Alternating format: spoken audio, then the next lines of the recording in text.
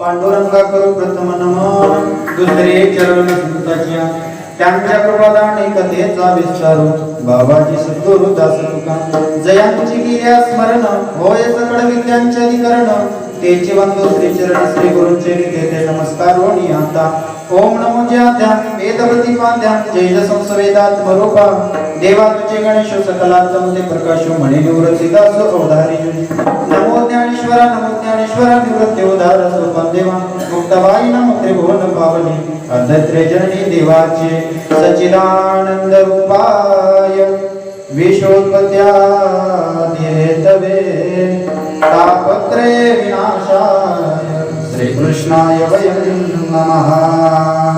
राधा मेरी माँ कहे पिता मेरो घनश्याम इन दोनों के चरणों में मेरा कोटि कोटि प्रणाम। विठल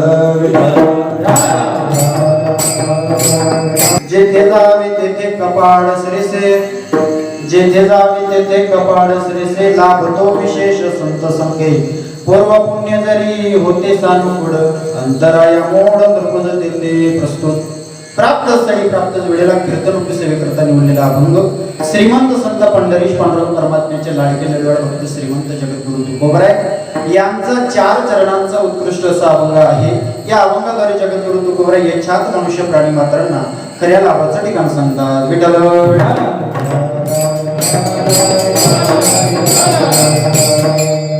अभंगाला सुरुवात करण्यापूर्वी अल्पसा पर्याय द्यायचा तो म्हणजे असा भगवान परमात्म्याच्या आशीर्वाद कृपेने साधू संतांच्या आशीर्वादाने पुढील पावन झालेले आपले रुंधाटी नगरी या नगरामध्ये भगवंताच्या आशीर्वादाने पवित्र असा हा श्रावण महिना आणि या श्रावण महिन्याचा औचित्य साधून श्रावण सोमवाराचा औचित्य साधून परत रक्षाबंधनचा औचित्य साधून समस्त ग्रामस्थ मंडळी भजनी मंडळी यांच्याकडून आजचा कार्यक्रम आयोजित केलेला आहे। तरी ज्यांच्याकडनं मला कार्यक्रमाचं आमंत्रण आलं असे आमच्या आदरणीय हरिभक्त परायण परमस्नेही परमपूज्य ज्यांना मी माझा मोठा भाऊ समजतो अशा आदरणीय हरिभक्त परायण आमचे राहुल दादा, तसेच ते मानव अधिकार जळगाव जिल्ह्याचे जिल्हाध्यक्ष तसेच पत्रकार देखील आहेत ते, त्यांच्या माध्यमातून मला या ठिकाणी आमंत्रण मिळालं. तसेच आदरणीय हरिभक्त परायण आमचे गुरुस्थानी असणारे दिलीप बाबा देखील या ठिकाणी कार्यक्रमाला उपस्थित आहेत. तसंच समस्त भजनी मंडळ या ठिकाणी उपस्थित आहे. आमचे धीरज महाराज या ठिकाणी उपस्थित आहेत. तसंच माझ्यावरची ज्यांचा अतुनात प्रेम आहे माझे गुरुबंधू, लहान मोठे बंधू आदरणीय हरिभक्त परायण गायन कोकिळा, गायन गंधर्व, युवा कीर्तनकार जयजी महाराज हिरापूर हे या ठिकाणी उपस्थित आहेत. तसेच आपल्या परिसराचं वैभवभूषण आदरणीय हरिभक्त परायण कल्पेश महाराज पातोंडेकर हे या ठिकाणी उपस्थित आहेत. तसेच माझ्यासोबत आलेले आदरणीय हरिभक्त परायण आमचे सुप्रीम भाऊ सुप्रीम महाराज कोंढावळकर हे या ठिकाणी उपस्थित आहेत. तसंच माऊली या ठिकाणी उपस्थित आहेत. नारखेडचे माऊली या ठिकाणी उपस्थित आहेत. तसंच या ठिकाणी ताई उपस्थित आहेत. ताई कुठे घेतले का? ताई उपस्थित आहेत. विनेकरी बाबा असतील, समस्त भजनी मंडळ, साऊंड नारखेडा साऊंड, अतिशय सुंदर असं साऊंड आहे. शेवटपर्यंत चालते असत मस्त सुंदर असं साऊंड आहे. सुंदर अशा नियोजनामध्ये आजचं कीर्तन आयोजित केलेलं आहे. तुमचं दर्शन मला घडलं हे मी माझं परम भाग्य समजतो. आदरणीय आमचे दिलीप बाबा तसेच राहुल दादांनी मला फोन केला म्हणजे महाराज आमच्या गावाला कार्यक्रमाला यावं लागेल. म्हटलं दादा काही हरकत नाही. त्यांच्या माध्यमातून मला तुम्हाला सर्व श्रोते सज्जन मायबापांच्या दर्शनाचा योग आला हे मी माझं परम भाग्य समजतो. विठ्ठल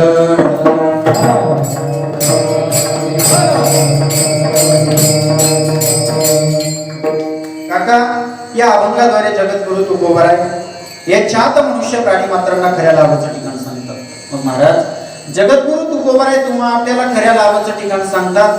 मग प्रश्न असा निर्माण होतो, तुकाराम महाराजांनी एवढा उपदेश कशा करता केला, त्यांना काय फायदा झाला? तर काका, तुकोबाराय हे थोर संत होते आणि संतांचं कार्य हे जनकल्याणाकरता असतं. वास्तविकता आपण त्यांना मानव म्हणतो, परंतु मानवामध्ये देखील 4 प्रकारचे वर्ग पडतात. 4ही वर्गांविषयी माऊली ज्ञानोबारायांनी ज्ञानेश्वरीमध्ये गोड असा उल्लेख केलेला आहे. 4ही वर्गांविषयी माऊली ज्ञानोबारायांनी ज्ञानेश्वरीमध्ये सुंदर अशा प्रकारे सांगितले. पहिला वर्ग जर आहे का, 4 वर्ग आहेत ना, 4 वर्गातला जो पहिल्या क्रमांकाचा वर्ग आहे तो वर्ग स्वार्थही साधत नसतो आणि परार्थही साधत नसतो. या वर्गाविषयी बोलत असताना माऊली ज्ञानोबाराय पतिंगाचा दृष्टांत देतात. कशाचा? पतिंगाचा. आपण अंगे जडे नागवी जगाचे डोळे, पतंग जैसा जडे दीपाचे. ज्याप्रमाणे काका आपण अंधारामध्ये दिवा लावतो बाबा, बरोबर आहे की लावतो दिवा का खरं मला ते मी काय नाही. तर काका ज्या पद्धतीने आपण अंधारामध्ये लाईट दिवा लावतो, दिव्याच्या भोवती एक पतिंगड येतं, बरोबर? ते पतिंगड दिव्याच्या भोवती गिरगिर गिरगिर गिरगिर गिरग्या घालतात आणि शेवटी ते पतिंगड दिव्यावरती झडप घालतं.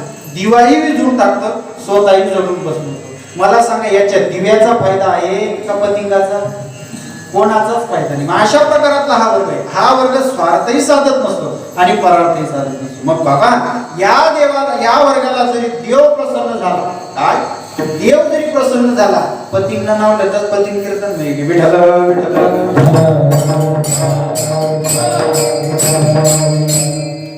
असा हा वर्ग आहे.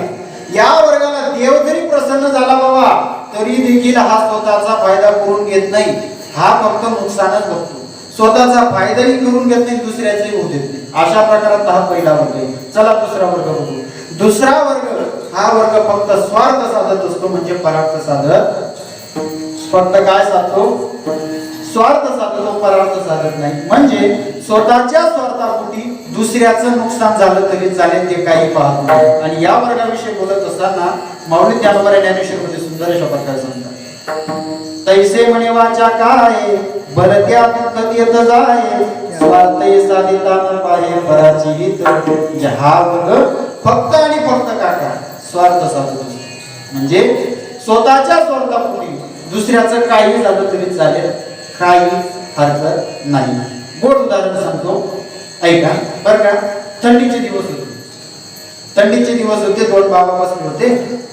2 बाबा बसले होते मस्तपैकी. एका बाबाला भल्या मोठ्या मिशा होत्या, भली मोठी दाढी होती. दुसऱ्या बाबाला बिडी प्यायची सवय होती. कशाची? बिडी प्यायची सवय होती. मग काका नेमकं असं झालं जो दाढीवाला बाबा होता त्याला त्या ठिकाणी शेकोटी पेटवली पण नेमकं असं झालं ते ओलं गवत त्याच्यामुळे ते लवकर पेटत नव्हतं आणि पेटलं आणि एकदम अचानक भडका झाला पण ती शेकोटी विजली आणि तो भडका झाला ना त्या बाबाच्या दाढी लागून गेला. आता बाबाच्या दाढीला लागल्यानंतर दुसऱ्या बाबाला काय करायला पाहिजे? दाढी भिजवायला पाहिजे. त्या बाबाला कसं ठरलं की जमीन पिढी दाढी म्हणजे काका दुसऱ्याचं नुकसान झालं तरी चालेल फक्त स्वतःची पिढी पेटली पाहिजे. असे बरेच लोक आहेत. मग दुसरा वर्ग याच्यात धरला जातो. हा वर्ग फक्त आणि फक्त स्वतःचा स्वार्थ बघतो. मग दुसऱ्याचा जीव गेला तरी सुद्धा काही अर्थ नाही. चला आता पुढे तिसऱ्या क्रमांकाचा वर्ग बघायचा आहे. तिसरा वर्ग जरा वेगळा आहे. तुम्हाला जर या वर्गाविषयी ऐकल्यानंतर विशेष वाटेल कारण हा वर्ग परार्थही साधत असतो आणि स्वार्थही साधत असतो. काय स्वार्थही साधत असतो आणि परार्थही साधत असतो म्हणजे स्वतःचंही कल्याण करतो आणि दुसऱ्याचंही कल्याण करून घेण्याचा विचार करतो. या वर्गाविषयी बोलत असताना माऊली ज्ञानोबा गंगेचा दृष्टांत सांगतात. गंगेचा आणि सूर्याचा दोन दृष्टांत सांगतात माऊली ज्ञानोबा. तर का पीडित पाप ताप बोखीत तिरीचे पादप समुद्र जाया आप गंगेचे जैसे. गंगेचा वाहत वाहत समुद्राला पोचणे हा झाला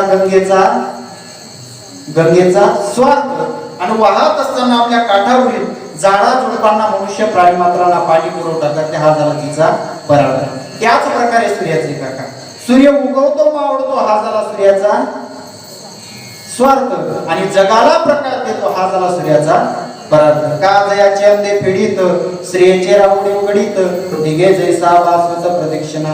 अशा प्रकारचे 3 वर्ग आहेत. पण काका चौथ्या क्रमांकाचा जो वर्ग आहे तो जरा वेगळा कारण पहिला वर्ग स्वार्थही साधत नाही परार्थही साधत नाही. दुसऱ्या क्रमांकाचा वर्ग फक्त स्वार्थ साधत असतो. तिसऱ्या क्रमांकाचा वर्ग स्वार्थही साधतो आणि परार्थही साधतो. पण चौथ्या क्रमांकाचा जो वर्ग आहे काका तो वर्ग फक्त आणि फक्त परार्थ साधत असतो स्वार्थ साधत नाही. विठ्ठल विठ्ठल.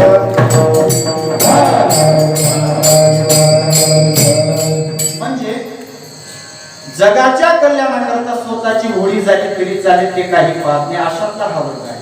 आणि या वर्गाला बाबा संत म्हणतात. संत ही पदवी दुसऱ्याने द्यायची नसून जगाच्या कल्याणाकरता स्वतःचा स्वार्थ नाहीसा झाला आणि स्वार्थाची जागा परार्थाने भरून काढली त्याला म्हणावं संसाराच्या मागे घालवून वाढता पुण्य धर्म केला. अशा प्रकारचा वर्ग आहे. तुकाराम महाराजांनी जर कधी मनामध्ये विचार केला असता बाबा तर तुकाराम महाराजांना कोट्यावधी रुपये सहज कमवता आले असते. पण तुकाराम महाराजांनी तसं न करता निर्वाणाच्या काळापर्यंत जायचे. आम्ही सदैव सुडके जवळी येतात जाऊन बिके पुत्री सांगा. अशा जगाच्या कल्याणाकरता निघालेल्या संतांच्या ठिकाणी त्याग अवश्य असावा. जगाचा कल्याण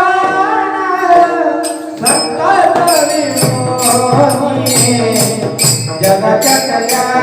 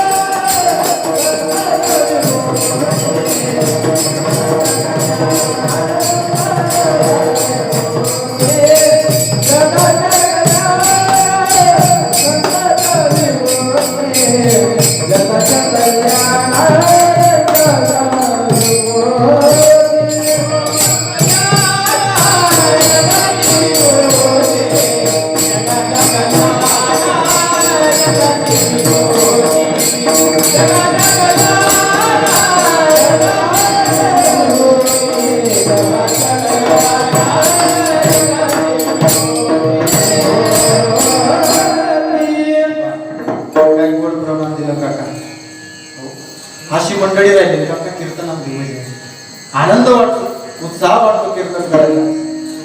काका एखाद्या ठिकाणी अशी भेटून जातात काय एका ठिकाणी काका गावाचं नाव सांगितलं पण या भेटीचे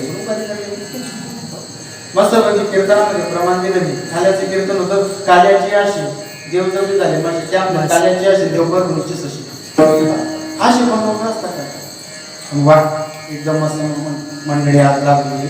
आमचे जयेश महाराज इकडे पकवाल्यावरती कल्पेश महाराज इंदुरीकर कीर्तन वाजवतात, इंदुरीकरला साथ संगत करतात. माझं काहीतरी परत भाग्य का काय हे मंडळी मला भेटल्या असो. तर काका संतांच्या ठिकाणी त्याग अवश्य असावा. इथं चालूच आपण लक्षात ठेवा बरं का माझी हात पडतात. हो मी काय बोलतोय समजते मी बोलतो तर काका संतांच्या ठिकाणी त्याग अवश्य असावा लागतो. नुसार त्याग असून भागत नाही काका, त्यांच्या ठिकाणी अनुभव असावा लागतो. आणि तुकाराम महाराज हे परिपूर्ण होते. तुकाराम महाराजांना सर्व गोष्टीचा अनुभव आलेला जगद्गुरु तुकोबरांना जगाचं हित व चांगल्या प्रकारे करून चुकवतो काका. म्हणून तुकोबरा शोधोनिया आले संत गीता हित जगाचे अशा प्रकारे तुकोबर आहेत. ते थोर संत होते, ते तुम्हाला उत्साह करण्यासाठी आले. येथे उद्धारासाठी आले गरजा वैकुंठी. वास्तविकता बाबा त्यांना येण्याचं काही कारण नाही बरं का, परंतु तुकोबर सांगतात ते कसे आले कुठून आले. आम्ही वैकुंठ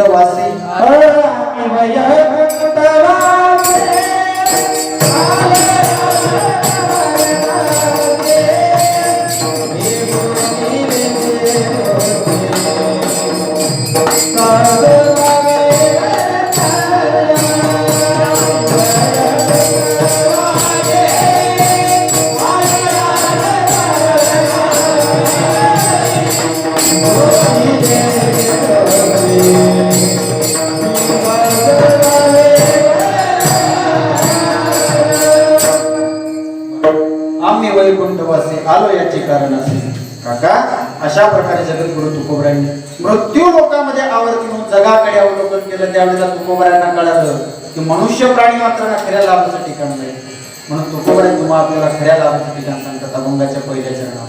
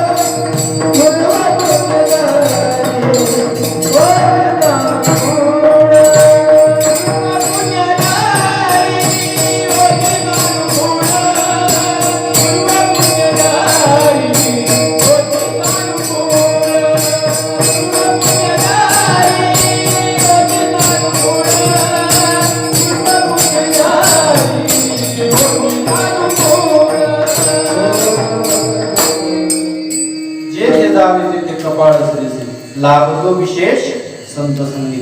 अभंगाच्या प्रथम चरणामध्ये जगद्गुरु तुकोबरा सांगतात की बाबा लाभ प्राप्त करायचा असेल तर संतांची संगत करा. मग महाराज प्रश्न असा निर्माण होतो, तुकाराम महाराज लाभ प्राप्ती करायला संतांची संगत करायला सांगतात, पण तो लाभ नेमका कोणता?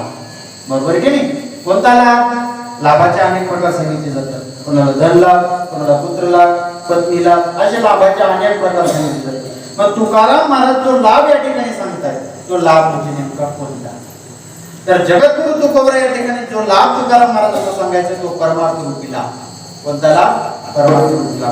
तुकोबारायांनी या ठिकाणी जरा व्यवहाराची भाषा वापरली. कशाची? व्यवहाराची भाषा वापरलेली. कारण तुकाराम महाराजांना माहित होतं या जडजीवाला परमात्माची भाषा करणार नाही, अध्यात्माची भाषा करणार नाही, म्हणून तुकाराम महाराजांनी सोपं करून सांगितलं. तरी आपण तसं जावं तयार नाही. संत महात्म्यांनी सांगितलं एकादशी धरा, एकादशी धरा. एकादशी दिवस आपण खिचडी तुमच्या साधारण केदार का बरोबर आहे की नाही? काय वाईट बोललो का? एकादशीच्या दिवशी एखादा बोलते रात्री भाषी खिचडी 12 वाजता लोक पोहोचावे. एकादशी एखाद्या दादांचं पीठ सांगितलं ना काका एकादशी धरा नाही ना महाराज हा ना घेतली साबणाचा हा मग बघा का मी महाराज थंडीला लिहिले पोटाच्या पैसा घेतला मग काका एक काम करत जा मग का तुझ्या बरी पडता लावत जा नाही ना महाराज तयार ना गळ्या तर करत चालत नाही आपली. मग काका एक काम करत जा 2-3 किलो सफरचंद केक खायला मग तो ना मी महाराज आपली तेवढी आहे का तुम्ही थाय भेट पिले ना.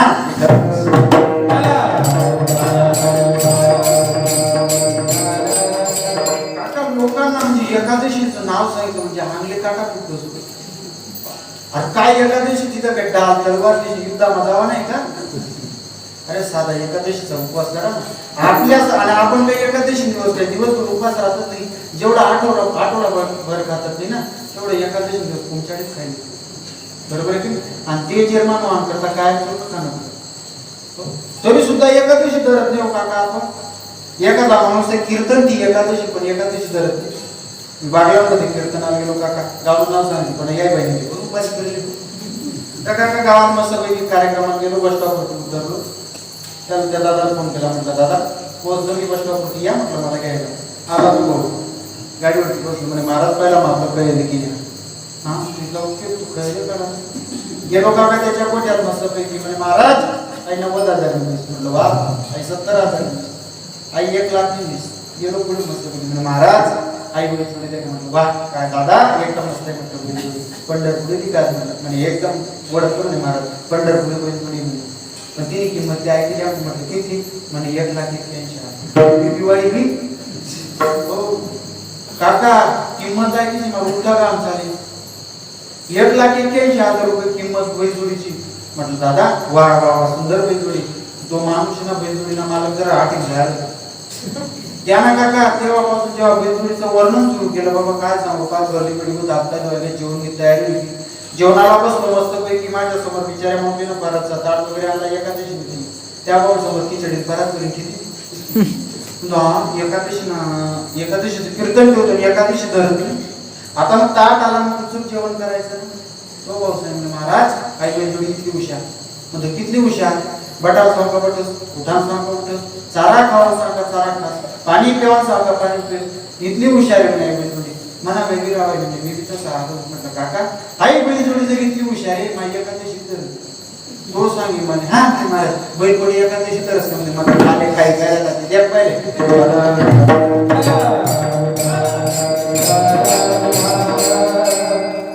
आई काही खरं असं खरंच तुम्हाला चेहरा इकडे करा कसा बोलू कारण तुम्ही आत्यात सांगितलंय तू माझा चेहरा म्हणून जायचा फ्रेश बसायचं मस्त म्हणजे गुलाबाच्या फुलाचा तेव्हा कीर्तन असो.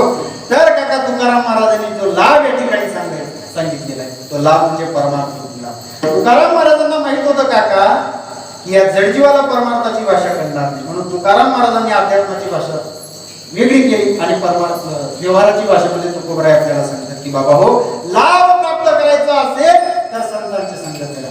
एकंदरीत जर कधी या शब्दाचा विचार केला तर तुकाराम महाराजांना एकच म्हणायचंय देव प्राप्त करायचा असेल तर संतांची संगत करा असं तुकाराम महाराजांना म्हणायचंय. मग महाराज ज्या देवाच्या प्राप्ती करता तुकोबराय तुम्हाला आपल्याला संतांची संगत करायला सांगतात बरोबर. ज्या देवाच्या प्राप्ती करता तुकाराम महाराज तुम्हाला आपल्याला संतांची संगत करायला सांगतात. देव नेमक्या संतांजवळ असा आहे तरी काय की तुकोबराय सांगतात तुम्ही देवाच्या प्राप्ती करता संतांची पाय धरा. काय त्या संतांचं माऊली ज्ञानोबा ज्ञानेश्वरीमध्ये वर्णन करतात. चंद्र देते चंद्रिका शंभू देते अंबिका संत देते विवेका. ज्या ठिकाणी चंद्र आहे बाबा त्या ठिकाणी काय आहे. ज्या ठिकाणी चंद्र आहे त्या ठिकाणी काय आहे चांदणे आहे. ज्या ठिकाणी शंभू आहे त्या ठिकाणी कोण आहे अंबिका माता अंबिका आहे. आणि ज्या ठिकाणी संत आहेत बाबा त्या ठिकाणी विवेक आले ज्या ठिकाणी विवेक करायला समजा भगवान परमात्मा काय करतो वाचलेला असतो. विठ्ठल विठ्ठल. याच्याही पुढे काका स्वतः भगवान परमात्मा सांगतात अर्जुनाला, अर्जुना तुला जर कधी मला शोधायचं असेल मला कुठं शोधू नको, मला फक्त एकच काम कर, संतांच्या ठिकाणी शोध. कारण ज्या ठिकाणी माझा नामघोष होतो, ज्या ठिकाणी माझं नामस्मरण होतं अशा ठिकाणी मी असतो. आणि माझं नामस्मरण फक्त संतांच्या ठिकाणी असतं, म्हणून मला संतांच्या ठिकाणी तयापासे पांडवा मी हरकराचे बसवा जेत नाम घोष भरवा करी दे माझा. भगवंत अर्जुनाला सांगतात मला फक्त संतांच्या ठिकाणी शोध. आणि याच्याही पुढे जर कधी विचार करायचा असेल काका तर स्वतः भगवान परमात्मा आपल्या भक्ताला सांगतो. स्वतः भगवान परमात्मा अर्जुनाला सांगतात अर्जुना तुला जर कधी ब्रह्मज्ञानाची माझी प्राप्ती करायची असेल तर तू एकच काम कर, तू मला फक्त माझं चिंतन करणं सोडून दे, तू फक्त संतांचं. कशाचं चिंतन कर? संतांचं चिंतन कर. संत प्रसन्न झाले म्हणजे माझी प्राप्ती आपोआप होईल. ते ज्ञान वेगावरवे जरी मनात यानावे तरी संता या बदाले सर्वस्वशी विठ्ठल.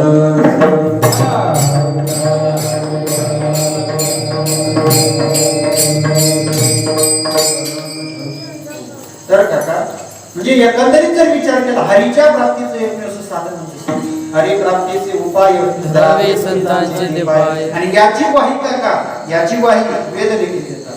संताविन प्राप्ती नाही ऐसे वेद देते वाई. एवढे मोठे संत आहेत काका, मग अशा संतांची संगत आपण केली पाहिजे. मग महाराज प्रश्न असा आमच्या मनामध्ये आला आम्ही जर कधी या संतांच्या संगती व्यतिरिक्त परमार्थ केला तर काय होईल?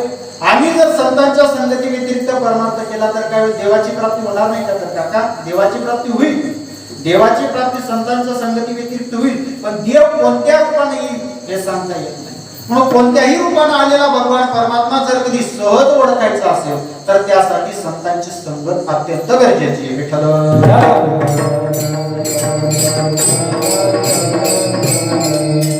जोपर्यंत संतांची संगत करत नाही तोपर्यंत देवाच्या खऱ्या स्वरूपाची तुम्हाला आपल्याला ओळख होणार होईल का? होणार नाही का? मी काय बोलतो समजेल मला असं वाटतं मी तर निरोपणीला गेले संतांची संगत भाषा मी बोललो म्हणजे मान आवडत मला बोलणारे लोक भरा बराच लोक ते सांगू का बोलत चला बोलत चला आधी चान्स राहा मी तर बोलत नाही लोक एखादा काका कोठे काय बोला तुमचंच नाही. आता आमच्या गावाला काका मागच्या महिन्यात 90 वर्षाची म्हातारी गेली म्हणजे जयेश महाराज आले होते आमच्या इथे 90 वर्षाची म्हातारी गेली काका. खरंच सांगा आनंद आहे का दुःख आहे? 90 वर्षाची म्हातारी गेली आनंद आहे का दुःख आहे? आनंद आहे. आनंद आहे. चांगलं झालं बिचारी माझी संसार बंधनात निघून गेली, पण त्या आजीला मशानामध्ये घेऊन गेली आणि त्या आजीच्या मैत्रीवरती एक जण भाषण देत होतं आणि ते म्हणत होतं आजींच्या जाण्याने गावावरती दुःखाचा डोंगर तेव्हा कोसळला. कारण आजी काय रायफल गावाची सुरक्षा केली, रायफल गावाची सुरक्षा करत नाही. आजीला का पडावं? अरे 90 वर्ष वय झालं, जाऊ दे ना भाऊ तिला. बिचारीचं संसाराचं दुःख भोगलं गेलं, जाऊ दे ना. पण काका लोकांची अशी परिस्थिती कुठे काय बोला असो काका लोकांच्या नादी लागायचं लागायला परवडणार नाही. म्हणून तुम्ही कीर्तनाकडे लक्ष द्या. कारण कीर्तनामध्ये लक्ष दिलं तरच समजलं. तर काका संतांच्या संगतीशिवाय देवाच्या खऱ्या स्वरूपाची ओळख आपल्याला होणार नाही. उदाहरण जर कधी बघायचं असेल नामदेव महाराजांचं उदाहरण सांगतो 2 मिनिटात सांगतो बरं का. तर नामदेव महाराजांचं उदाहरण. नामदेव महाराज देवाला जेव घालायचे. नामदेव महाराजांसमोर सोबत देव बोलायचे बरोबर, सगळ्यांना माहिती आहे ना देव बोलायचे. कोण काका नेमका असतो? नामदेव महाराजांनी संतांची संगत केली नव्हती, संतांना गुरु केलं नव्हतं, त्याच्यामुळे नामदेव महाराजांना देखील संतांची देवाच्या खऱ्या स्वरूपाची ओळख झाली नव्हती. एके दिवशी काय झालं आळंदीमध्ये संत संमेलन. त्या संमेलनामध्ये काका निवृत्तीनाथ, ज्ञानदेव, सोपान काका, मुक्ताबाई चारही भावंड त्या ठिकाणी उपस्थित होते. गोरोबा काका आले, नामदेव महाराज आले. मग मुक्ताई आई साहेबांनी सांगितलं गोरोबा काकांना म्हणजे गोरोबा काका आमच्यामध्ये कच्चं पोट आणि पक्क पोट याची परीक्षा आहे. आपला माविकाचा पक्का आहे आणि ज्या कच्चा आहेत त्या कोरोना काळात होय काही समजलं नका. कोरोनाच्या काळ आला ना तेव्हा ओढ करून गेले. ज्या कच्चा होता त्याची काळी मोठी चांगली, ज्या पक्का होता त्याची गया हो. आणि नेमका असं झालं का काय आपला मुखर्दम त्याचा माहिती कोरोनाच्या काळामध्ये भरपूर वाईट परिस्थिती झाली बाबा. काय सांगू स्वतःची आई स्वतःचा बाप मरत होता काका तरी सुद्धा मुलं जात नव्हते. एवढी वाईट परिस्थिती काय सांगू. तर काका नामदेव महाराजांना म्हणे गोरोबा काका नाही साहेबांनी सांगितलं म्हणे कच्च कोणी पक्क कोण ओळखत गोरोबा काकांच्या हातामध्ये तापत नव्हतं त्याच्याने सुरुवात केली निवृत्तीनाथांच्या डोक्यावर मारलं पक्की ज्ञानोबा राय पक्की सोपान काका पक्की आई साहेब मुक्ताई साहेब पक्की ज्या वेळेला नामदेव महाराजांच्या डोक्यावरती गोरोबा काकांनी ताबडतोब मारलं नामदेव महाराजांचा जीव कासावीस झाला नामदेव महाराज रडू लागले रडत रडत पांडुरंग परमात्म्याजवळ गेले पांडुरंगाला सांगितलं देवा ज्या संतांना तू आपला म्हणतो ज्या संतांना तू संत म्हणतो देवा ते किती निर्दयी देवा त्यांनी माझ्या डोक्यावरती थापटणं मारलं माझं डोकं देखील फोडलं म्हणले देवा सांग ना देवा खरे संत आहेत का देवा ते त्यांनी माझ्यावरती केवढा अत्याचार केला मला कच्च ठरवलं देवा त्यावेळेला नामदेव महाराजांना भगवंत म्हणू लागले मामा खरंच तू कच्चा आहे म्हणजे कशावर ना देवा वेळ आली का तुला सर्वकडे त्यावेळेला माय बापू काही दिवसांनी नामदेव महाराज चंद्रभागेच्या वाळवंटामध्ये फिरण्याकरता गेले त्यावेळेला त्या ठिकाणी भगवान परमात्मा आले आणि भगवंताने विचार केला आता आपण नामदेव महाराजांची परीक्षा घ्यायची मग त्यावेळेला भगवान परमात्म्याने विसाट्याचं रूप घेतलं आणि नामदेव महाराजांच्या समोर गेले पण नामदेव महाराजांना ओळखता आलं नाही पुन्हा भगवान परमात्मा खऱ्या स्वरूपामध्ये आले काका नामदेव महाराजांना विचारलं नामा इकडनं तो विसाटा गेला ओळखलं का म्हणे नाही देवा कोण होता तू अरे म्हणे मीच होतो ना मीच होतो असं सांगितल्याबरोबर नामदेव महाराज रडायला लागले काका नामदेव महाराज देवाला म्हणू लागले देवा अरे मी कुठं काही पाप केलं का माझा परमार्थ कुठे अपूर्ण पडाला का मी तुला ओळखू शकलो नाही अरे सांग ना देवा मी तुला कसं ओळखलं नाही त्यावेळेला नामदेव महाराजांना भगवंत म्हणू लागले नामा जीवनामध्ये एकच चुकी केली म्हणजे काय तू आजपर्यंत संतांची संगत केली नाही संतांना गुरु केलं नाही म्हणून तुला माझ्या खऱ्या स्वरूपाची जाणीव नाही पुढे भगवंताच्या सांगण्यावरून नामदेव महाराज औंढा नागनाथ येथे गेले विसोबा केचर यांना गुरु केलं विसोबा केचर यांना गुरु केल्यानंतर नामदेव महाराज पुन्हा पंढरपूरला आले पुन्हा भगवान परमात्म्याने नामदेव महाराजांची परीक्षा घेतली आणि त्या परीक्षेमध्ये नामदेव महाराज पास झाले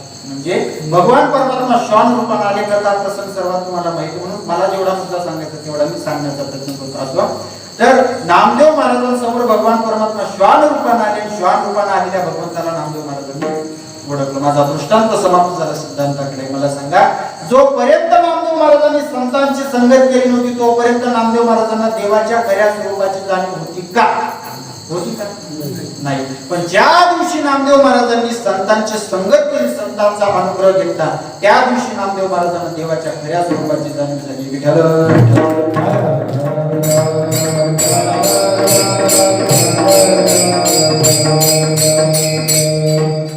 जे एकंदरीत जर विचार केला हरीच्या प्राप्तीचं एकमेव साधन म्हणजे संत मग महाराज अशा संतांची जर आम्ही संगतच केली नाही आणि सहज जीवन जगायला लागलो तर काय होईल तर काका आपण जर कधी संतांच्या व्यतिरिक्त गेलो तर तुमचं आमचं कपाळच बरोबर येणार आहे कपाळाच्या व्यतिरिक्त येणार नाही कारण तुकाराम महाराज म्हणतात ना जेथे जा ते कपाळ सारी ज्या ठिकाणी जाल त्या ठिकाणी कपाळ बरोबर येणार आहे मग महाराज प्रश्न असा आहे कपाळ तर शरीराचा भाग आहे शरीराचा हिस्सा आहे आपण ज्या ठिकाणी जाऊ त्या ठिकाणी कपाळ सोबत घ्यावंच लागतं का असं कोणी पुन्हा गाव घ्या बोल कपाळ कठी असं आहे का तुमच्यामध्ये आहे पण एखादी बाई चला गाव घे आणि कपाळ काढी पेटी मिठी असं आहे का कपाळ शरीराचा भाग आहे शरीराचा हिस्सा आहे आपण ज्या ठिकाणी जाऊ त्या ठिकाणी कपाळ बरोबर येणार आहे तुकाराम महाराज यामध्ये विशेष काय तर काका तुकाराम महाराजांना जे कपाळ या ठिकाणी सांगायचं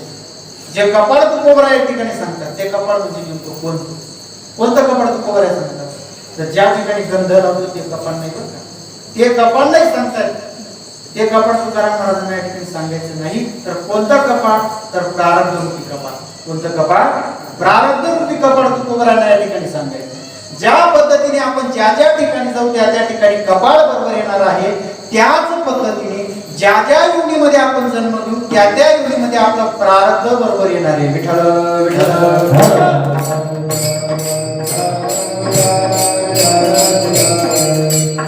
प्रारब्ध कर्म हे प्रत्येकाला भोगावं लागतं असा कोणीच नाही त्याला प्रारब्ध सोडलेला असावं प्रारब्ध कर्म प्रत्येकाला भोगावं लागतं मी सांगत नाही माऊली ज्ञानोबा ज्ञानेश्वरीमध्ये सांगतात काल लाटीचे दिले नमुळे काळे परंतु तरी भेटून ललाटी म्हणजे सटकन लिहिलेलं कर्म हे प्रत्येकाला भोगावं असा कोणीच नाही की त्याला कर्मानं सोडलेलं असतं प्रत्येकाला भोगावं लागतं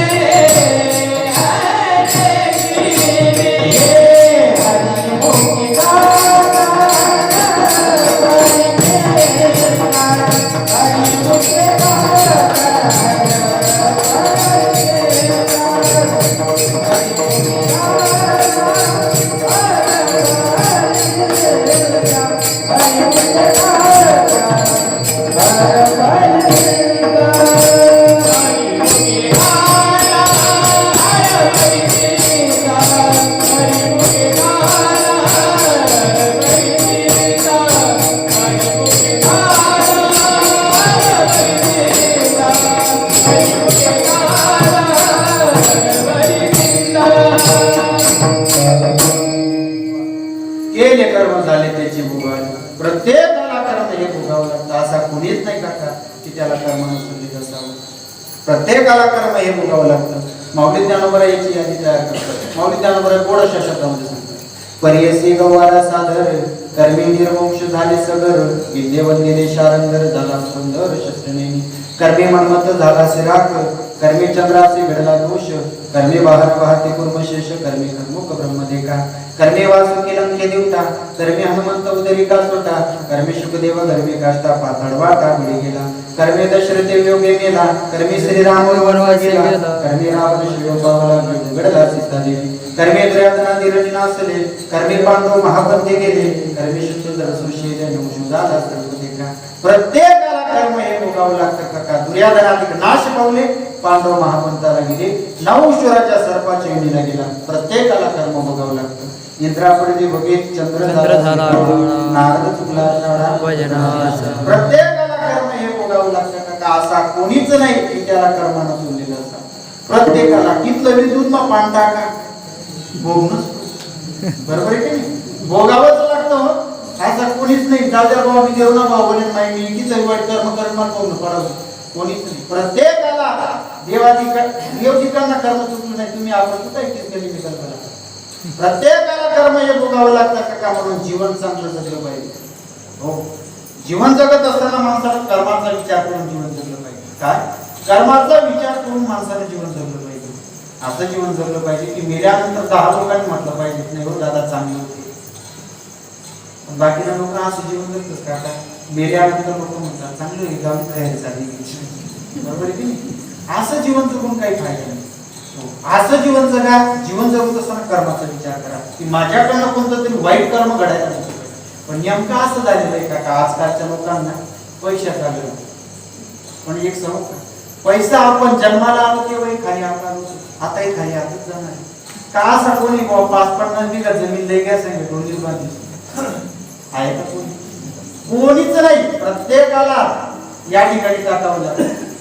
क्या लेके आया बंदे क्या लेके जाएगा 2 दिन की जिंदगी है 2 दिन का मेला इस जगत सराय में मुसाफिर रहना 2 दिन का क्यों व्यर्था करे को मान माया धनोर जोबन का. प्रत्येकाला फक्त धन संपत्तीचा गर्व आपल्याला झाले. लोक म्हणतात देव बदली अरे देव नाही बदलला माणूस बदललेला. सूरज ना बदला चांद ना बदला ना बदला कितना बदल गया इंसान कितना बदल गया इंसान. काका देव बदललेला नाही ना प्रकृती बदललेली नाही आपणच बदललेली. हो आपणच बदललो काका. फक्त एक वाटे काही पोऱ्या तरी नाही व्हायला का काढी पडून टाका आणि सांगितलं का गाव टाके नाही थांब ना काढे नाही ते हा ज्या ठिकाणी उपयोगी करत काय माणसानं बदलायला नको पाहिजे. माणसानं जीवन चांगलं जगलं पाहिजे म्हणून कर्माचा विचार करून जीवन जगा. रे देव अधिकांना कर्म चुकलं नाही. प्रभू रामचंद्र जगाच्या मालकाला कर्म भोगावं लागलं. यात नवल नाही बाबा. अजून याच्या पुढे आहे का देवानं कर्म भोगलं यात नवल नाही. देवाच्या बापाला देखील कर्म भोगावं लागलं. राजा दशरथाला अंतकाळी राम राम करून मरावं लागलं. पण रामाची वेळ झाली का याला कारण त्याला श्रावण बाळाच्या ऐकलेला दिलेला श्राप भोगावा लागला. कर्म हे प्रत्येकाला भोगावं लागतं का. मग महाराज अशा प्रकारचं प्रारब्ध कर्म आहे. मग या प्रारब्ध कर्मापासून सुटण्याकरता मी काय करावं तर त्यासाठी आपण संतांची संगत केली पाहिजे. कारण संतांच्या संगतीशिवाय काका प्रारब्ध कर्मापासून मुक्ती मिळत नाही. देवाजवळ जी ताकद नाही काका ती संतांजवळ. काय प्रारब्ध बदलवण्याची ताकद देवाजवळ नाही ती संतांजवळ. एक गोड उदाहरण सांगतो जरा हे उदाहरण लक्ष देऊ नाही म्हणजे तुम्हाला कळेल. ते एका वेळेला नारद महर्षी तीर्थ करून मृत्यू नगरामध्ये गेले. मृत्यू लोकांमध्ये गेल्यानंतर एक गाव त्यांना भेटलं. त्या गावामध्ये त्यांनी प्रवेश केला. गावामध्ये एका वट्यावरती एक बाई दुःखी अंतकरणानं रडत बसली होती. नारदांनी तिचा चेहरा बघितला आणि तिला विचारलं, माई का दुःखी आहे? तुझ्या दुःखाचं कारण सांग मला. त्यावेळेला त्या बाईने सांगितलं, नारदजी काय सांगावं माझं दुःख. माझ्या जीवनामध्ये पुत्र संततीचा योग नाही म्हणून मी दुःखी आहे. नारदांनी सहज त्या बाईला सांगितलं, म्हणे माता तुझ्या प्रारब्धामध्ये जर तुझ्या देवानं मुलगा किंवा मुलगी दिली असेल नक्कीच तुला मुलगा किंवा मुलगी, चिंता करू नको. पण बाई हुशार होती का काय, चतुर्बुद्धीची होती, परमार्थी होती. आपल्यासारखी नव्हती, आपला बिचारा मानवी सारखी नव्हती ती. कोणी विगुणाला रुद्राक्ष सुरार्धा खारा बोलताना ती चतुर्बुद्धीची होती ती मानवी. त्या माऊलीला सांगितलं, म्हणजे नारदजी तुम्ही सांगताय देवानं माझ्या प्रारब्धामध्ये मुलगा लिहिला किंवा मुलगी हे देवाला माहित असेल, मग तुम्ही एक काम करा, देवाजवळ जा आणि देवाला विचार की माझ्या प्रारब्धामध्ये मुलगा आहे का मुलगी. त्यावेळेला काका नारद महर्षी देवाजवळ गेले. देवाला सांगितलं, म्हणे नमस्कार देवा. नमस्कार नारदजी. म्हणे काय झालं नारदजी? म्हणे देवा मृत्यूनगरामध्ये आमच्या नावाची बाई आहे, त्या बाईच्या प्रारब्धामध्ये मुलगा आहे का मुलगी ते मला सांगा. नारदाच्या सांगण्यावरून देवानं त्या बाईची प्रारब्ध रेषा बघितली. देव रडायला लागले. नारदजी म्हणू लागले, देवा तुम्ही का रडताय? त्यावेळेला नारदजीला देव म्हणू लागले, म्हणे नारदा खरं सांगू का, या जन्मातला काय पुढची 7 जन्मापर्यंत तिच्या प्रारब्धामध्ये पुत्र संततीचा योग नाही. नारदजी रडायला लागले. रडत रडत त्या बाईजवळ आले. त्या बाईने रडण्याचं कारण विचारलं, नारदजी का रडताय तुम्ही? त्यावेळेला काका नारदजी म्हणू लागले, आई देवाने तुझी प्रारब्ध रेषा बघितली, पण तुझ्या प्रारब्धामध्ये या जन्मात काय पुढची 7 जन्मापर्यंत पुत्र संततीचा योग नाही. ती बाई हुशार होती. बाईने विचार केला, अरे आपल्याला पुत्र संतती होते म्हणून नारद महर्षी होती. तिने नारदाची समजूत काढली, म्हणजे नारदजी मला पुत्र संतती नाही होत, नको तुम्ही रडू नका, तुम्ही शांत राहा. नारदांनी सांगितलं, म्हणे काय म्हणतो तू, खरंच धन्य, एवढं दुःख असून तू दुःख भेटते. नारदांनी त्या बाईला प्रणाम केला. नारदजी पुन्हा देवलोकामध्ये गेले. आणि काका नारदजी गेल्यानंतर त्या गावामध्ये एक तेजपुंज जटाधारी साधू आले. कोण आले?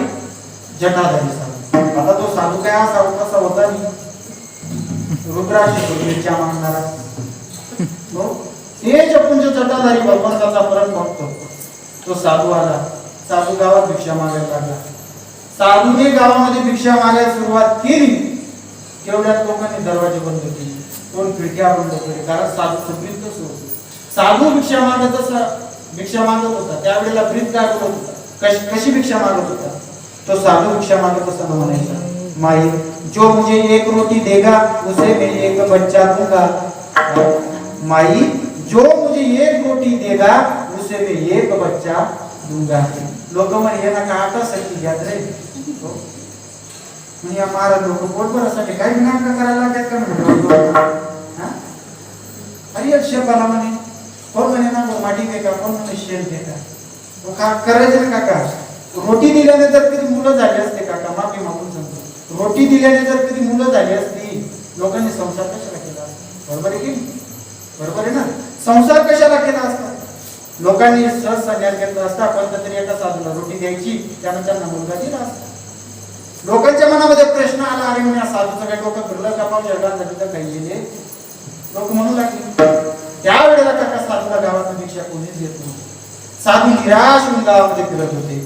पण शेवटी साधू महाराज ज्या बाईच्या प्रारब्धामध्ये 7 जन्मापर्यंत पुत्र संततीचा योग नाही त्या बाईच्या अंगणामध्ये गेले आणि साधू महाराजांनी सांगितलं, माई जो मुझे 1 रोटी देगा उसे मैं 1 बच्चा दूंगा. माय म्हणे दे तू डिंका मारून निघी जाय. म्हणे देवनी भविष्यवाणी ऐकली दे तू आठवून जगू शकत नाही. साधू महाराज जाऊ दे इथं पण काय बसणार नाही, चला म्हणते. साधू महाराज गेले का कुठे त्या बाईची साधूच्या जोडीवरती नजर गेली. बाई विचार करू लागली, अरे आपल्याला पुत्र संतती होत नाही म्हणून आपण या साधूला उपाशी मारायचं का? हो आपण याला काहीतरी दिलं पाहिजे. नको होते आपल्याला पुत्र संतती, पण साधू उपाशी गेला नको पाहिजे. तो असली असो का खोटा असो का नकली असो ते काही घेणं देणं नाही, पण साधू आपल्या दारात उपाशी गेला नको पाहिजे. त्यावेळेला काका त्या बाईनं साधूला बोलवलं, माघारी बोलवलं. म्हणजे साधू महाराज इकडे या, अंगणामध्ये उभे राहा. साधू महाराज अंगणामध्ये उभे राहिले काका. मावशी गेली घरामध्ये, किचन मध्ये गेली, घरामध्ये जेवढ्या रोट्या पडल्या होत्या तेवढ्या रोट्या उचलल्या साधूच्या हातामध्ये दिल्या आणि साधूला सांगितले. साधूने त्या रोट्या घेतल्या. साधूने रोट्या मोजायला सुरुवात केली काका. 1 नाही 2 नाही 3 नाही, बरोबर 7 रोट्या भरल्या. किती? 7 रोट्या भरल्या. आता साधू म्हणत होता, जो मुझे 1 रोटी देगा उसे मैं 1 बच्चा दूंगा. आता साधूचं काय वाक्य बदल? काय वाक्य बदले संबंध नाही तुम्ही मग काय बोले तो साधून त्या बाईला सांगितलं माई ज्या तुझे इसी जन्म में 7 बच्चे होंगे माय म्हणजे तू आटे में जा काटी कर सो बिरका काट नहीं 7 भाई नहीं माई ज्या तुझे इसी जन्म में 7 बच्चे होंगे माय म्हणजे एक में जाने गुरु का जैसे बिरका तू मार कहीं तो आठ सड़क पट नहीं माई ज्या तुझे इसी जन्म में 7 बच्चे होंगे तू जास का बोलते दिए बोलते इसको साधू की साधू गेले काका पण साधू निष्ठावंत होता कोण निष्ठावंत साधू होता काका साधूने दिलेल्या आशीर्वादाप्रमाणे साधू गेल्यानंतर त्या बाईला थोड्या दिवसांनी दिवस गेले त्या बाईचे 9 महिने 9 दिवस पूर्ण झाले 1 नाही 2 नाही 3 नाही तर तिला बरोबर साधूने दिलेल्या आशीर्वादाप्रमाणे 7 पुत्र झाले किती 7 मुलं झाली ही वार्ता नारदाच्या कानावरती गेली नारद म्हणे आपण गेलो देवाने आपल्याला काय सांगितलं आणि इथं काय करतोय नारद देवाजवळ गेले देवाजवळ मोर्चा काढला म्हणे देवा केव्हापासून खोटं बोलायला लागले तुम्ही तुम्हाला पटतं का खोटं बोलता तुम्ही अरे म्हणे कीर्तनकार लोक खोटं बोलता पण कीर्तनकाराचा बाबाचं खोटं बोलत होते काय म्हणजे मी बाकीच्या कीर्तनकारांचं मी सांगतो माझं सांगतो त्यांना राहून फोन मला फोन केला ना म्हणजे महाराज कुठे तो मी आपण पातोंडांना सांगितलं तर काका बाकीच्या कीर्तनकारांचं नाही बोलायचं बरं माझं समजलं असं तर काका साधू महाराज केव्हापासून खोटं बोलायला लागले तुम्ही देवाला म्हणू लागले नारदजी केव्हापासून खोटं बोलायला लागले म्हणे नारदजी झालं तरी काय अहो म्हणे तुम्ही मला सांगितलं होतं ना या बाईच्या प्रारब्धामध्ये 7 जन्मापर्यंत पुत्र संततीचा योग नाही मग त्या बाईला 7 पुत्र ह्या जन्मामध्ये कसे दिले त्यावेळेला देवाला सांगितलं म्हणे नारदजी एक सांगू का आणि काय तुम्ही मृत्यू नगरातनं देवलोकामध्ये आल्यानंतर त्या बाई ज्या गावामध्ये राहत होती त्या गावामध्ये तेज पुंज जटाधारी साधू आले होते कोण तेज पुंज जटाधारी साधू आले होते साधूचं बीज होतं जो मुझे एक रोटी देगा उसे मैं एक बच्चा दूंगा आणि अशा महान तपस्वी साधूला त्या बाईनं 7 रोट्या दिल्या होत्या आणि त्या साधूनं तिला आशीर्वाद दिला होता की ज्या माई तुझी इशी जन्म में 7 बच्चे होंगे म्हणे नारदा मी जर कधी त्या साधूचा आशीर्वाद खोटा केला असता तर साधूचा माझ्यावरती भरोसा राहिला नसता आणि साधू मला प्रिय मला सर्व सुटलं तरी चालेल पण संत माझ्याजवळ सुटायला नको म्हणून मला त्या संतांचा आशीर्वाद खरा करण्याकरता तिच्या प्रारब्धामध्ये पुत्र संततीचा योग नसताना देखील तिला पुत्र संतती द्यावी लागली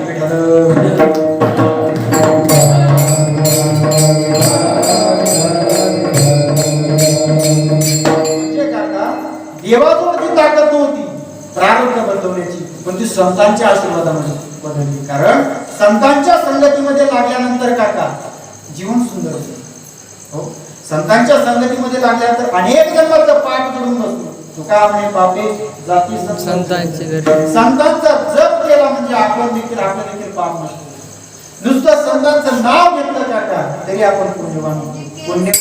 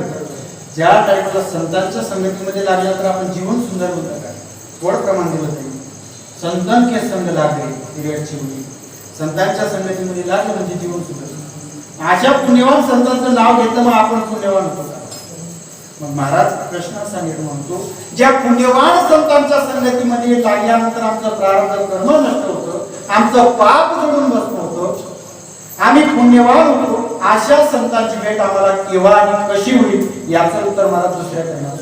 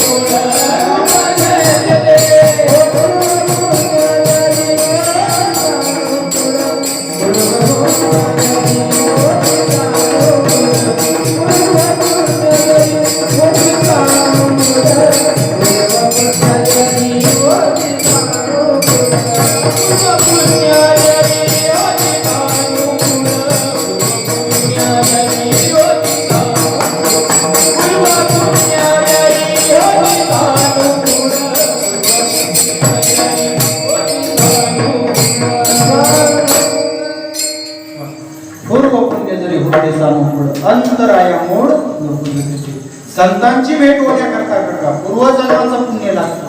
जेव्हा पूर्वजन्माचं पुण्य असेल तेव्हा संतांची भेट होते. कारण निष्कामता आणि दृष्टी अनंत पुण्य कोट्यान कोटी रोकड्या लाभते पाठोपाठी दैवई भेटी हरिप्रियाची भेट होण्याकरता पूर्व पुण्य लागतं.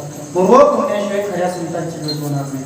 कारण बहु घडक आहे संत भेटी बहु घडक असे संत भेटी करुणा केली अशा प्रकारे संतांची संगती कर. कारण पूर्व पुण्याशिवाय संतांची भेट होणार नाही. कारण जगामध्ये एक संत नाही ना काका असे अनेक संत होऊन गेले. हो अनेक संत होऊन गेले. पर्चीवाला बाबा चादरवाला बाबा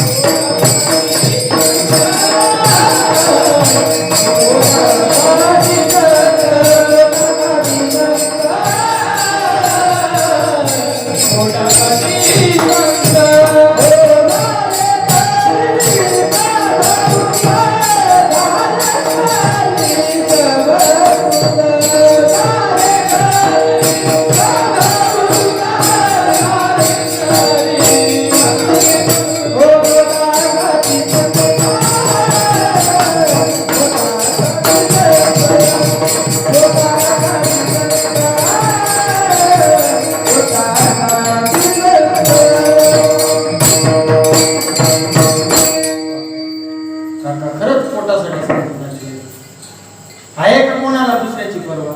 अरे संतांचं कार्य कसं होतं जन कल्याणासाठी कार्य असं करा आपला फायदा नाही लोकांचा फायदा झाला पाहिजे असं कार्य करा. याचा अनुभव तुम्हाला तुमच्या गावामध्ये भरपूरदा येत असेल. तुमच्या गावातील बरेच लोक आहेत असे दुसऱ्याचं कल्याण करणारे. आदरणीय आमचे दिलीप बाबा सगळ्यांना परिसरामध्ये नाव आहे त्यांचं.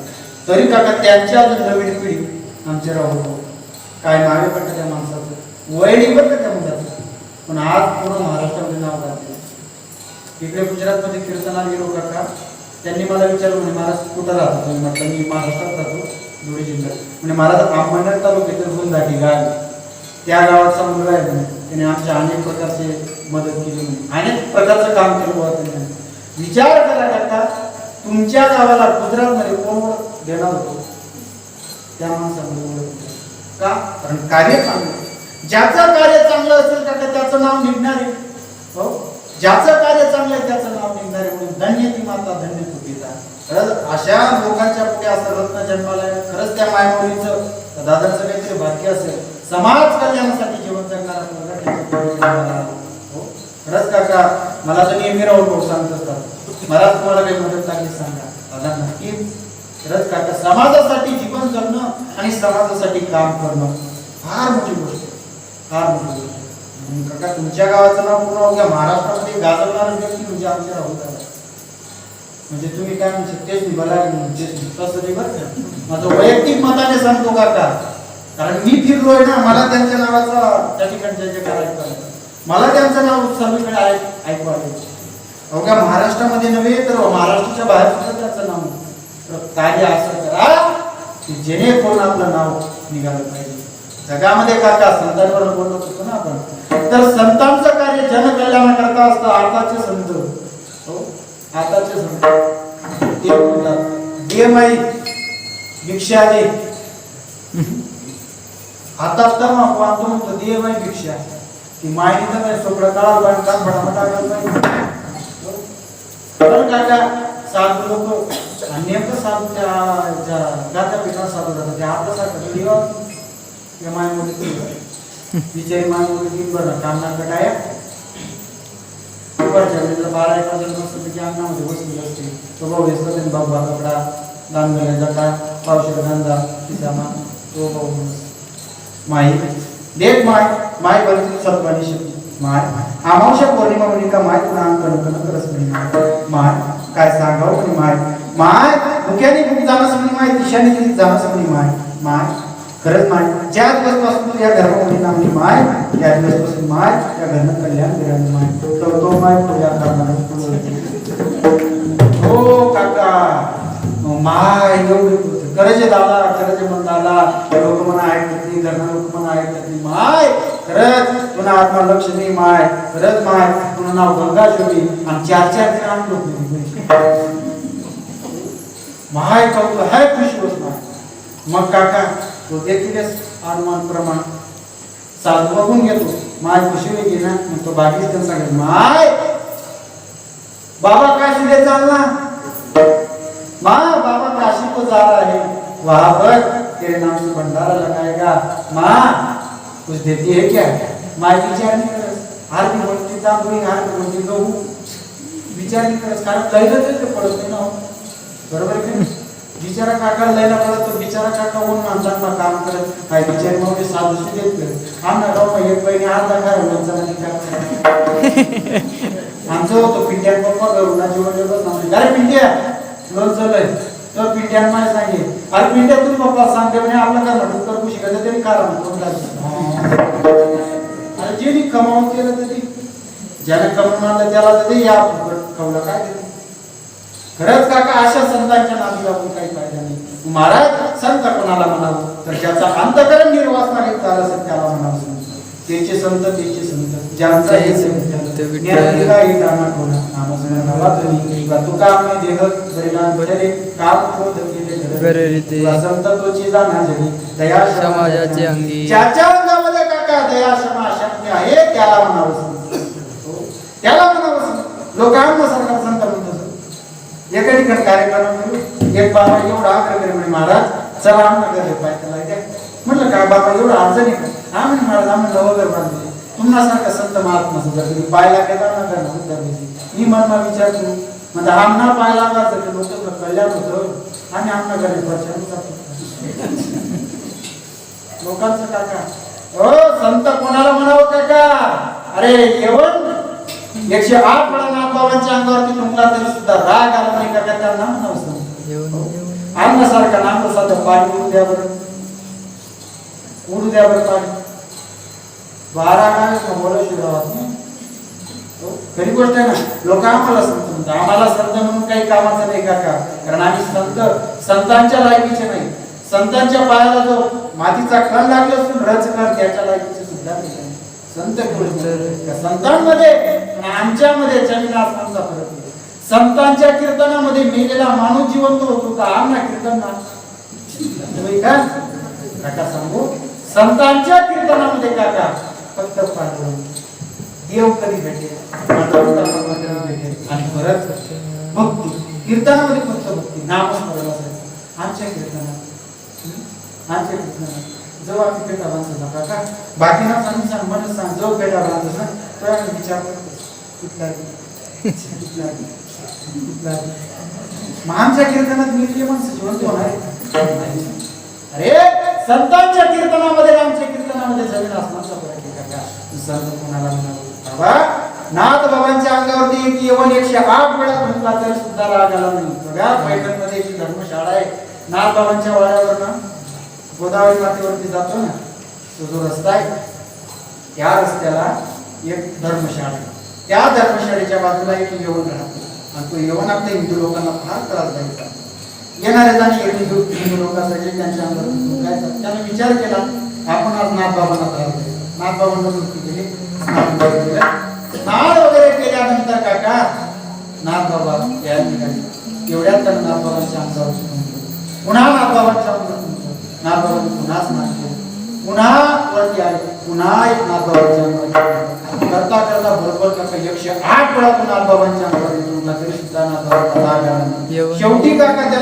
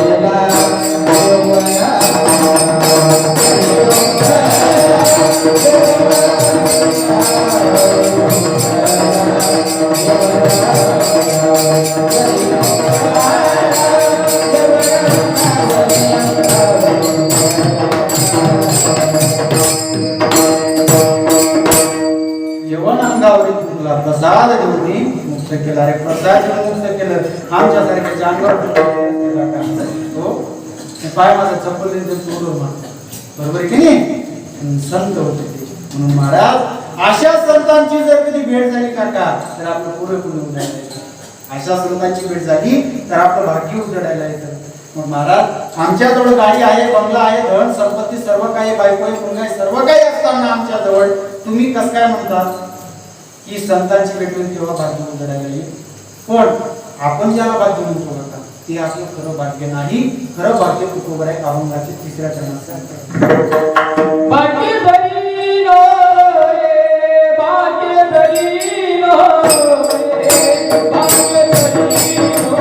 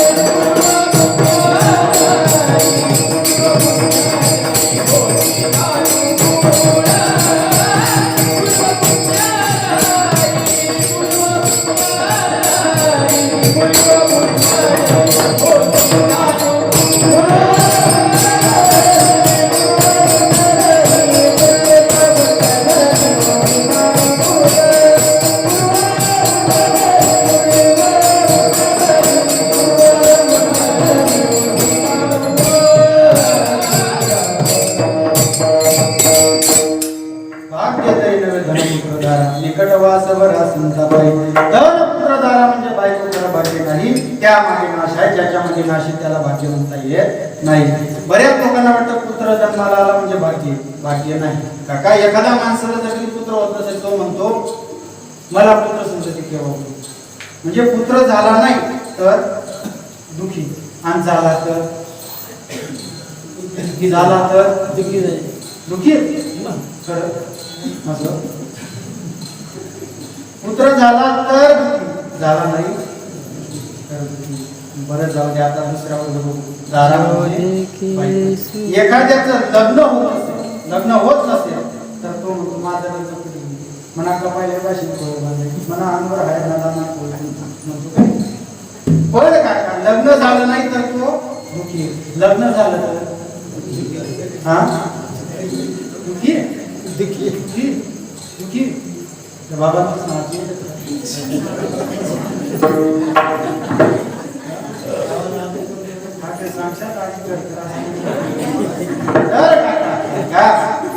लग्न झाल्यानंतर माणूस. आणि काका आजकाल मुलांची लग्न होती ना, लोक कोण आम्हाला म्हणून एका ठिकाणी कार्यक्रम बरं का. कार्यक्रमात गेलो त्या बाईने बिचारी मम्मीनं तो भूपती बसून ते चहा चला म्हणून मला ते चहा काय दिली काका मस्तपैकी बदामचा शिरा लेट वगैरे माझ्या हातात खायला. महाराज थांबा म्हटलं का बरं. 5 मिनिटं काम मावशी घरात गेली, कपाट उघडली, कपाट म्हणजे बघ कागद काढा म्हणा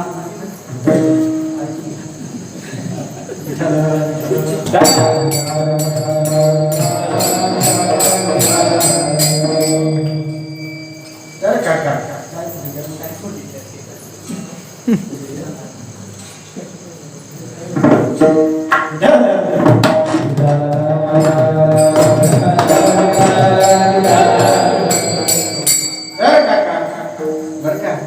गेलो मस्त मावशी म्हणजे थांबा आणला कागद तिला माझ्या हातात. म्हणतो मावशी आहे काय म्हणे आम्हाला पुरण बाळ काय काय मी महाराज गावगाव दे काढा म्हणजे मावशी सांगू का हा तू 2 मुलीच म्हणलो तर कमी बायोडाटा देत दे काढा तुम्हाला बायोडाटा दिलं मावशी लगे आज नाही शिरायला दिली हो खरंच सांगा का मी सगळ्या जुन्नर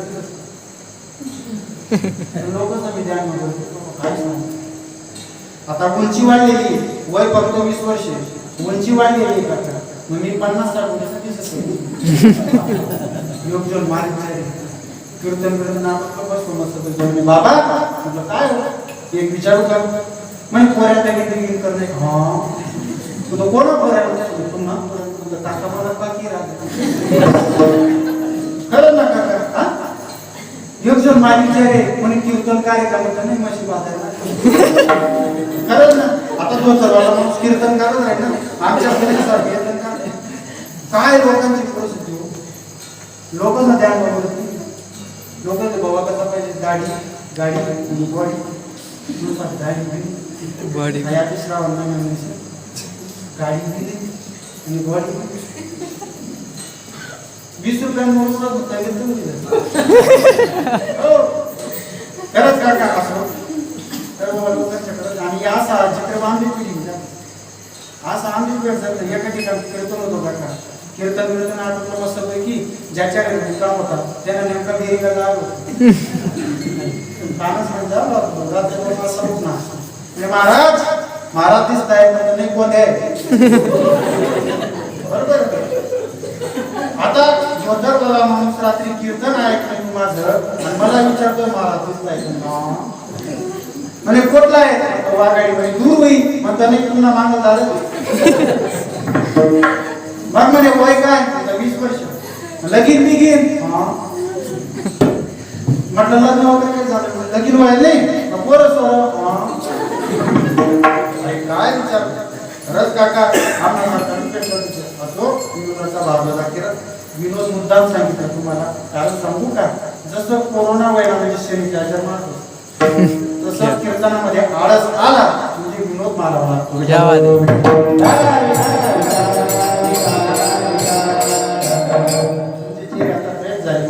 तर काका भाग्य तरी नव्हे धनपुत्रदारा निकट वासवरा संताबाई. धनपुत्रदारा म्हणजे बाहेर खरं भाग्य नाही. भाग्य असेल तर संतांच्या संगतीमध्ये जीवन व्यतीत करा.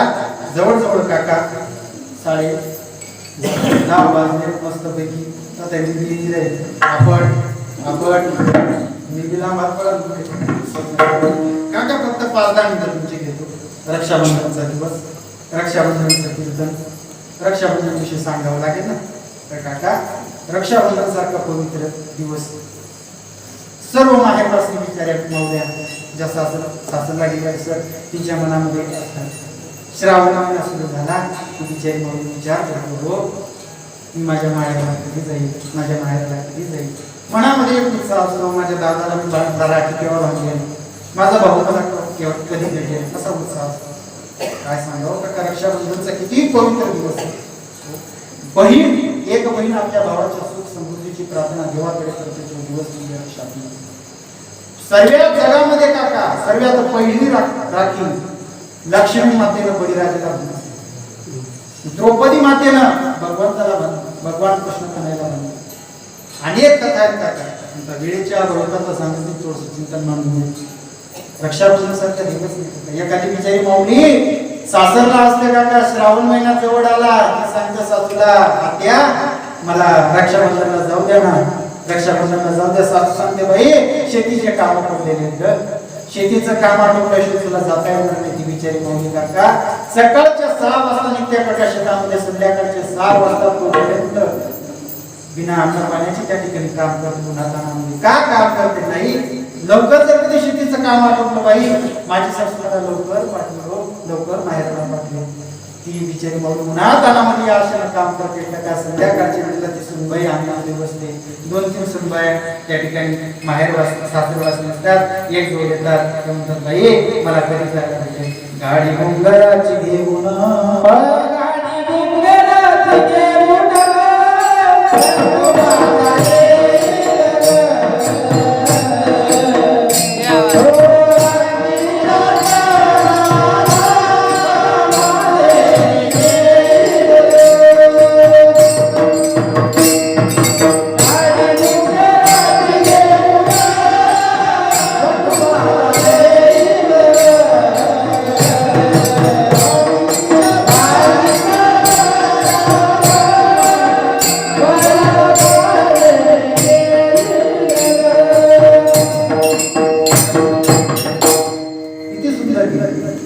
गाडी गुंगराची घेऊन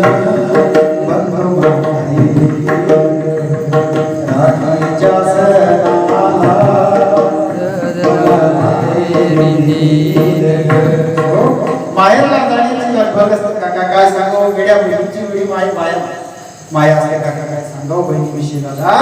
अरे बहिणीचं प्रेम किती असतं तसं बघा. एक प्रसंग सांगेल. भावाला आपल्या बहिणीला फोन केला काका.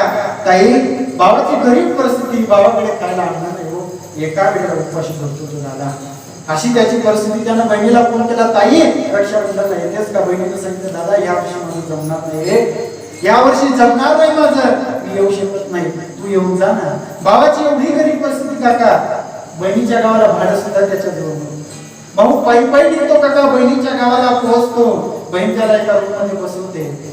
दादा त्या पॉकेटकडे बघतो, पॉकेटमध्ये बहिणीला द्यायला 1 रुपया नाही. बहीण सांगते दादा मी इथं बस तुझ्यासाठी स्वयंपाक करून दे बरं का. दादा त्या पॉकेटकडे बघतो काका आणि रडतो. अरे बहिणीसाठी 1 रुपया सुद्धा मी त्याला देऊ शकत नाही, तिला काही वस्तू सुद्धा मी देऊ शकत नाही. आणि बहीण किचनमधून सार दृश्य बघत असते की माझा दादा गरीब आहे, त्याच्याजवळ मला द्यायला काहीच नाहीये. म्हणून ती बहीण काका काय करते माहिती का. दादाला सांगते दादा अरे तुझे दाजी आले बाहेर, तुझे दाजी तुला बोलत आहेत, जा ना त्यांच्याजवळ. पॉकेट इथंच ठेवून जा, अंगणामध्ये पाऊस चालू आहे, पावसामध्ये तुझं पॉकेट बंद होईल. म्हणून ती बहीण पॉकेट त्या ठिकाणी ठेवायला लागली भावाला काका. आणि भाऊ बाहेर गेल्यानंतर कपाट उघडते, कपाटमधून 1000 रुपये काढते आणि भावाच्या पॉकेटमध्ये ठेवते काका. हे फक्त कोण करू शकते, फक्त बहीण करू शकते. वेड्या बहिणीची वेळी माया. खरंच काका जगामध्ये सर्वात पवित्र नातं रक्षाबंधन. काय सांगावं पवित्र असं श्रावण महिन्यामध्ये हा सण येतो काका. एवढा पवित्र असा हा श्रावण महिना, या महिन्यामध्ये एवढे उत्सव येतात काका. काय सांगावं तुम्हाला. सर्व भोलेनाथांची आराधना, भोलेनाथांची आराधना, ओम नमः शिवाय, ओम नमः शिवाय, सर्व त्या ठिकाणी. भोलेनाथ एवढं बोलत होते काका, काय सांगावं. 5 मिनिटात प्रसन्न होतो. भक्तिभावानं जर चिंतन केलं काका 5 मिनिटात प्रसन्न होतो.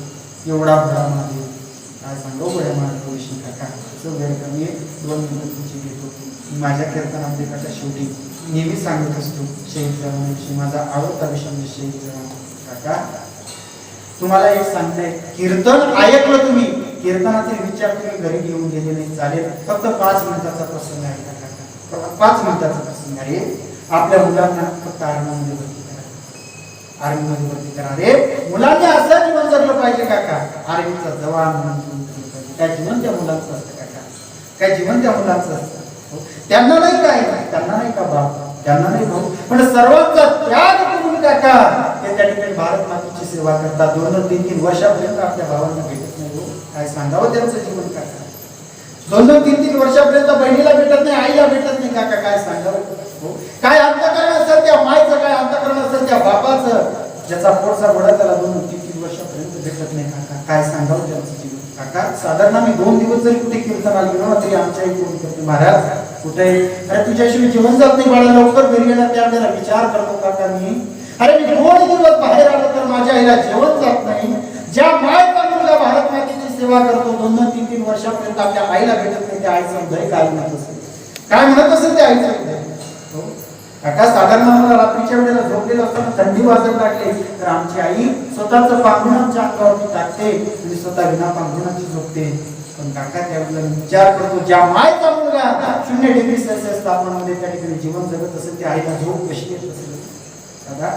साधारण आमच्या पायाला काटा उठला तरी आमची रात्रभर झोपत नाही हो, रात्रभर झोपत नाही बाबा.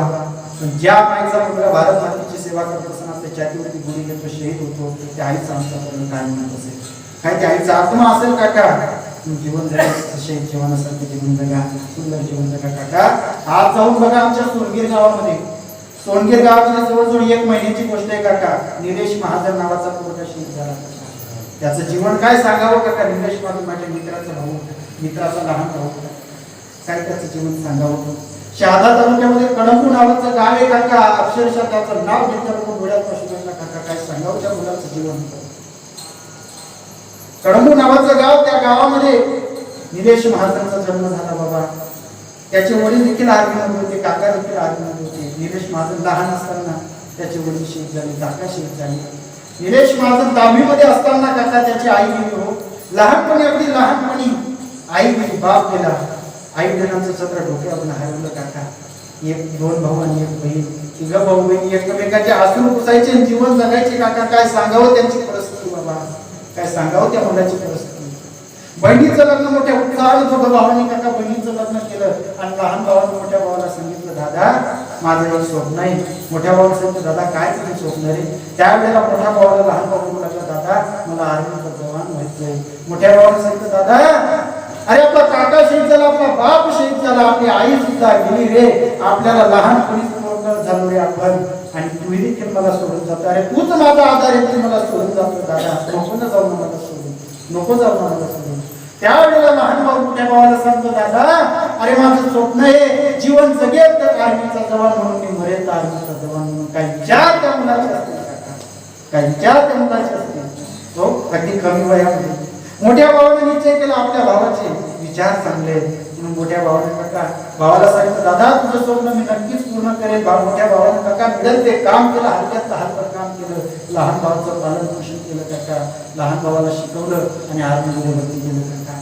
काय जीवन त्या मुलाचं होतं. आर्मीमध्ये भरती केलं, 3-4 वर्षापर्यंत ड्युटी बजावली काका. अचानक एक दिवस काका काळाला कोणाची दया येत नाही, त्या मुलं काळाने त्याच्यावरती झडप घातली काका. त्याला गोळी लागली, त्या गोळीमध्ये तो शहीद झाला. गोळीमध्ये शहीद झाला काका, त्या ठिकाणी जखमी झाला. मणिपूरला त्याला काका 9 महिन्यापर्यंत त्याच्यावरती उपचार सुरू होते आणि त्याच्या सेवेमध्ये त्याचा एक मित्र सारंग शहादा तालुक्यातील मला वाटतं लोणखेडा गावाचा मुलगा होता. तो मुलगा त्याची सेवा करू लागला. हरीश नाव होतं त्या मुलाचं. अत्यंत काका एवढी सेवा करू लागला, जसं लहान लेकराला आई सांभाळते ना त्या पद्धतीने तो मुलगा त्याची सांभाळ करायला लागला काका. भाऊ गेला, बहीण गेली, दोघांनी बघितली बाबाची अवस्था काका. काय सांगावं तिला दृश्य. भाऊ दादाला सांगत होता, दादा मला नकोय रे पैसा अडका, मला नकोय काही, मला फक्त दादा माझ्याशी एक शब्द बोल ना. बहीण सांगत होती, दादा दिवाळीला काहीच घेऊ नको दादा, मला रक्षाबंधनला काहीच घेऊ नको, फक्त माझ्याशी 2 शब्द बोल ना. हे दादा तुझ्या चरणावर मस्तक ठेवते, बोल ना दादा. दादा काळाला कोणाची दया येत नाही हो. अशी अवस्था त्याची झाली की काका जिवंत असून सुद्धा बहीण भावासोबत एक शब्द बोलत नव्हता. अशी अवस्था त्याची झाली की काका बोलत नव्हता. आणि काका दुर्दैव असं त्यानं सांगितलं, दुर्दैव असं होतं बाबा त्याचं, जवळजवळ आता 1 महिन्यापूर्वी तो दादा शहीद झाला.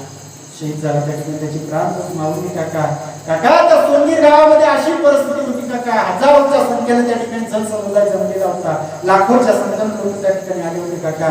त्या ठिकाणचं दृश्य बघितल्यानंतर अंगाला काठी येत होती, अशी त्या ठिकाणी परिस्थिती होती काका. आजही काका सोनगीर मध्ये गेल्यानंतर राजकुमार नगर मध्ये पाऊल टाकल्याबरोबर अंगाला काठी येतात, डोळ्याला अश्रू लागतात काका, कारण त्याचं जीवन कसं होतं. हजारोच्या संख्येने फक्त काका सगळ्यांच्या डोळ्यामध्ये अश्रू होते. नेमकाच नाव लिहित होतो, निलेश महाजन अमर रहे, निलेश महाजन अमर रहे. नेमकंच नाव लिहित होतं काका.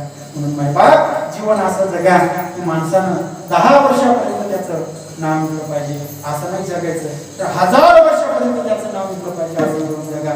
आजही काका अनेक वर्षापर्यंत जोपर्यंत चंद्र सूर्य तोपर्यंत त्याचं नाव मध्ये जीवन असं जगा की जेणेकरून आपलं नाव पाहिजे. माय बाप झालेली शिवा माऊली भाऊ मनोबरांच्या जगण्यात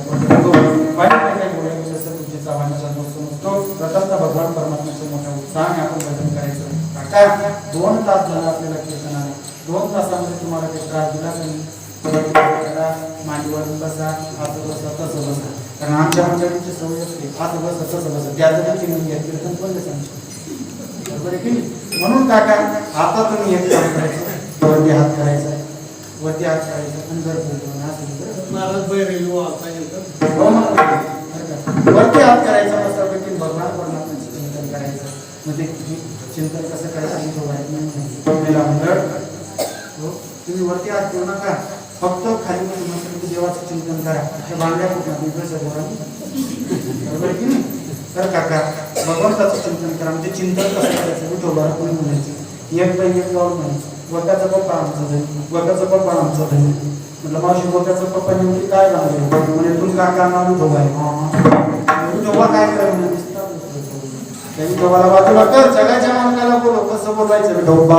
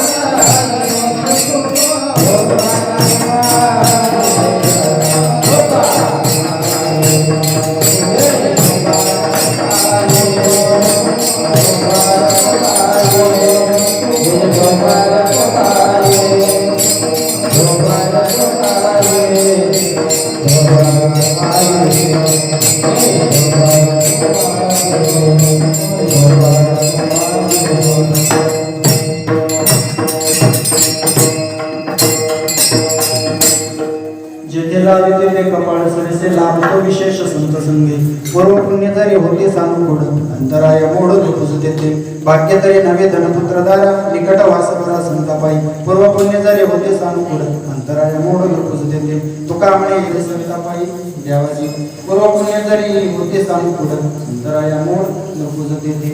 काका झालेली शिवा माऊली महाशिवनामपरांच्या चरणातून करतो याच ठिकाणी वाडीला पूर्णविराम देतो. सेम रेखाची भूत झाली असेल बुद्धीचा वाणीचा दोष समजा गुरुवर्यांचा समजा माझे वगैरे आदरणीय हरिभक्त परमपूज्य गुरुवर्य जिदय साहेब शलांबेकर तसेच आज ज्यांच्यापुढे कीर्तनकार जवळ आदरणीय हरिभक्त पारायण बाबा तसेच काका आज ज्यांच्यापुढे भागवत करायला लागलो भागवत असे आदरणीय हरिभक्त पारायण परमपूज्य माझे गुरुवर्य सुशीलजी बाबा विज्ञानकर आज म्हणजे त्यांनी एवढे माझ्यावरती कृपा काका काय सांगावं तुम्हाला. मला बघितलं नाही तरी सुद्धा त्यांचा माझा परिचय नव्हता तरी सुद्धा त्यांनी मला फोनवरती मार्गदर्शन केलं. तुमचा काका काय सांगावं.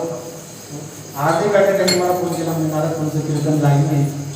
त्या कीर्तनासाठी माझ्यासोबत आलेले आदरणीय हरिभक्त पारायणाचे परम मित्र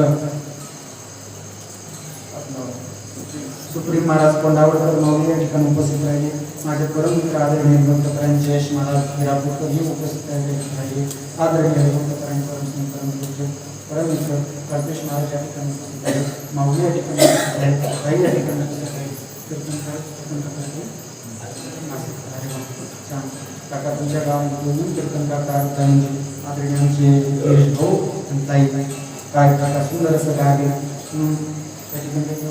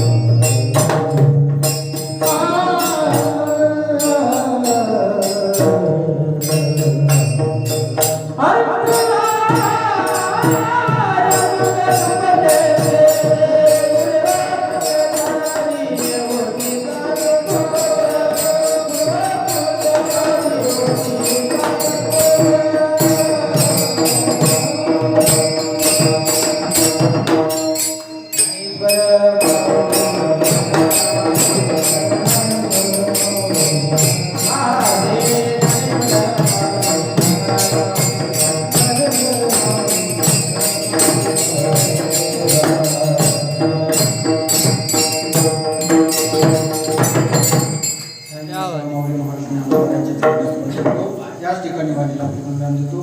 काही वेळ वागडा बोलला गेला असेल बुद्धीचा वाद समजा चांगलं ज्ञान देण्याचा प्रयत्न केला गेला असेल. आदरणीय हरिभक्तपरायण परमपूज्य माझे गुरुवर्य जिजाई साहेब सलामनेकर, तसेच आदरणीय हरिभक्तपरायण परमपूज्य दिनेशजी बाबा, तसेच आदरणीय हरिभक्तपरायण परमपूज्य गुरुवर्य सुशीलजी बाबा विज्ञानकर या लोकांचा समजा, माझे माता पिता यांचा समजा काही वाईट बोललं गेलं असेल कृपया राग मानू नका. बुद्धीचा वाणीचा दोष समजा आणि क्षमा करा. जय विठ्ठल जय हरी.